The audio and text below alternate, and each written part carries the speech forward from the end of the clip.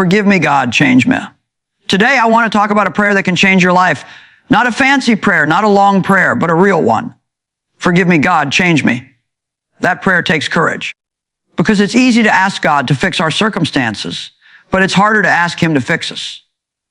Many people want forgiveness, but not transformation. We want peace, but we don't want discipline. We want blessings, but we don't want correction. But let me tell you something powerful today. God forgives you instantly, but change is a process you must cooperate with. Some of us keep saying, God, why do I keep repeating the same mistakes? And God is saying, because you keep asking me to forgive you, but you won't let me change you. Forgiveness wipes the slate clean, but change rewrites the story. God is not ashamed of you. He's not shocked by your struggles. He's not tired of forgiving you, but he loves you too much to leave you the way you are. When you say, forgive me, God, you're acknowledging his mercy. When you say, change me, God, you're surrendering your will. And surrender is where power begins. Stop praying, God, take this away. And start praying, God, show me what needs to grow. Because sometimes the problem isn't the situation, it's the attitude. Sometimes it's not the enemy, it's immaturity. Sometimes God doesn't remove the struggle because he's using it to refine you. Change doesn't happen overnight, but every small act of obedience moves you forward.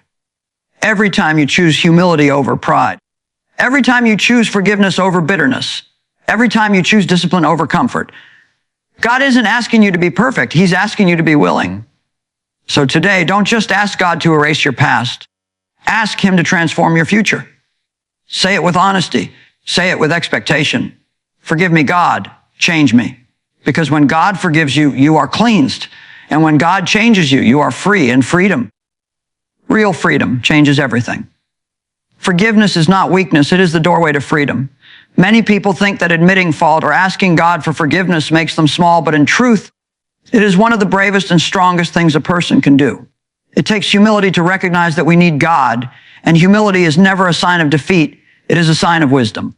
Weakness runs from responsibility, but strength faces it and chooses healing over hiding.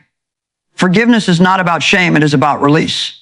It releases us from guilt, from regret, and from the heavy burden of carrying yesterday and today. When we ask God to forgive us, we are not begging as though his mercy is hard to obtain. We are simply stepping into what he has already made available to us through his love and grace. God's forgiveness is not reluctant, it is generous. He does not forgive with conditions or reminders of our failures. He forgives completely, fully, and with compassion. Asking for forgiveness is not convincing God to love us. It is agreeing with the love he already has for us. So many people stay trapped because they believe their past disqualifies them. They rehearse their mistakes, replay their failures, and punish themselves long after God has forgiven them. But forgiveness is God's way of saying, you don't have to live there anymore. It breaks the power of condemnation and opens the door to peace. It allows us to stand before God without fear, knowing that we are cleansed and accepted, not because we earned it, but because he is merciful. Forgiveness also restores our relationship with God. Sin creates distance not because God turns away from us, but because guilt causes us to pull away from him. When we ask for forgiveness, that barrier is removed. We are able to pray with confidence, worship with sincerity, and walk with God without the weight of shame pressing on our hearts. Freedom begins the moment we stop hiding and start trusting in God's grace. God never intended forgiveness to be a last resort. It is a daily gift. Every time we come to him with an honest heart, we are reminded that his mercy is greater than our mistakes and his grace is stronger than our weaknesses. Forgiveness lifts the burden, restores the soul, and allows us to move forward unchained, no longer defined by what we did, but by who God says we are. God is more interested in changing your heart than condemning your past. Many people live as if God is standing over them with a record of every mistake, waiting to point out where they failed. But that is not who God is. He does not define you by your worst moment or label you by your lowest season. God sees beyond what you did and looks directly at who you are becoming. Condemnation pushes people away, but transformation draws them closer. God's goal has never been to shame you into obedience. His desire is to shape you into wholeness. The past has a powerful voice if we allow it to speak louder than God's truth. Regret can replay itself over and over, convincing us that change is impossible and that growth is for everyone else. But God does not rehearse your failures the way you do. He does not bring up your past to punish you. He brings it to heal you. He exposes areas of the heart not to embarrass you, but to restore you. Change begins when we stop arguing with God about what we did and start trusting Him with who we are. God works from the inside out. People often focus on outward behavior, but God focuses on the heart, because when the heart changes, behavior follows. You can try to manage actions without surrendering your heart, but that kind of change never lasts. True transformation happens when God reshapes desires, renews thinking, and realigns priorities. He replaces bitterness with compassion, fear with faith, and pride with humility. This kind of change doesn't happen through guilt, it happens through grace. God is patient with the process. He understands growth takes time, and He is committed to the work He started in you. He does not abandon you because you struggle. He walks with you through the struggle. Every conviction is an invitation to grow, not a verdict of failure. God corrects because He loves, not because He is angry. His correction carries hope, not despair. When you allow God to change your heart, you begin to see yourself differently. You stop living as a prisoner of your past and start walking as a person being renewed.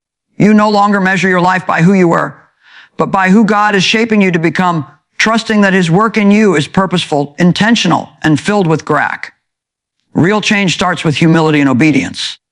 Many people want change without discomfort, growth without effort, and transformation without surrender. But humility is the soil where real change grows. Humility is not thinking less of yourself. It is thinking rightly about yourself before God. It is acknowledging that you need His help, His wisdom, and His direction. Pride resists correction, but humility welcomes it. Pride says, I know better. While humility says, God, teach me. Obedience is the evidence of humility. It is easy to say we want God to change us, but obedience reveals whether we truly mean it.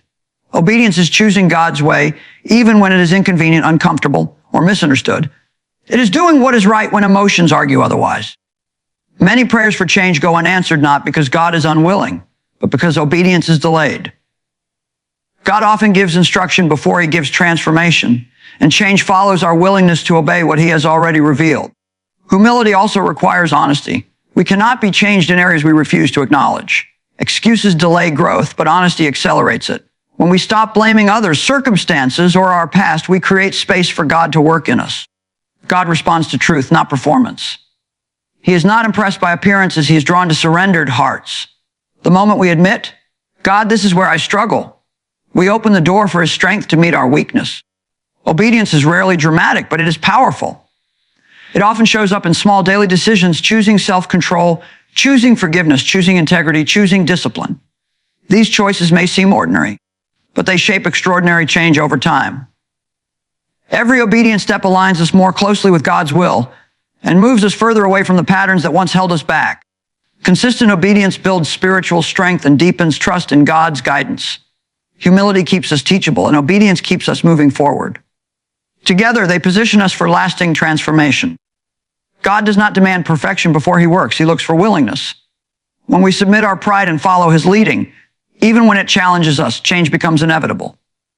A humble heart stays open, and an obedient life stays aligned, allowing God to reshape character, renew purpose, and form a life that reflects His truth and wisdom. God's grace empowers change. It doesn't excuse staying the same. Grace is not a free pass to continue in old patterns.